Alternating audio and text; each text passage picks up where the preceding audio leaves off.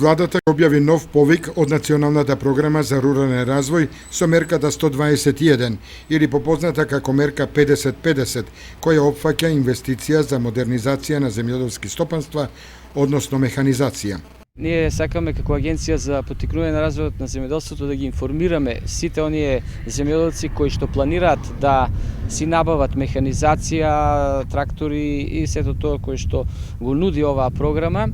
да бидат подготвени и навремено да аплицираат, така што оваа година, значи од овој јавен повик има некои измени, целосно аплицирањето ќе биде електронски, значи ќе се аплицира во електронска форма, но сето тоа да биде добро подготвено и направено. Претходно земјоделците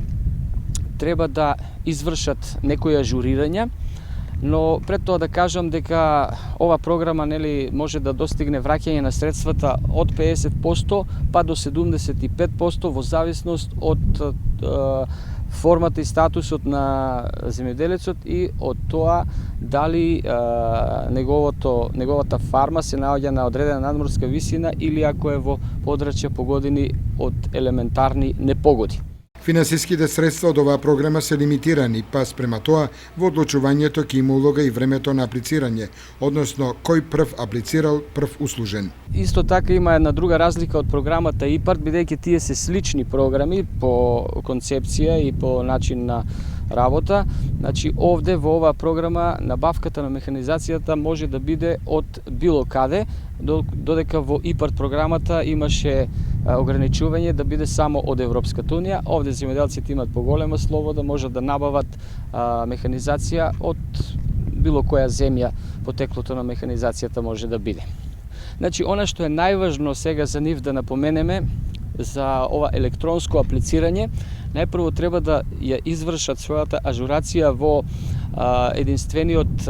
регистар на земјоделски стопанства во Министерството за земјоделие. Оние основни податоци, значи статус на земјоделец, име, презиме, пол, матичен број, тоа верувам дека е средено, но најважната работа ќе биде да секој од нив да има своја имейл адреса, бидејќи сето тоа аплицирање мора да биде поврзано со имейл адресата и тие во догледно време секој кој што планира да аплицира да си направи своја имейл адреса и во Министерството да се ажурира да биде внесена во неговиот фарм регистар. Значи, отпосле доаѓа кај нас и ние му ја пружаме целата помош околу аплицирањето, пополнувањето на електронското барање, изготвувањето на техничкиот предлог проект и се до спакувањето на документите потребни за реализација. Повикот ќе трае 60 дена. Агенцијата за поттикнување на развојот во земјоделството во Кочани ќе работи во текот на летните месеци.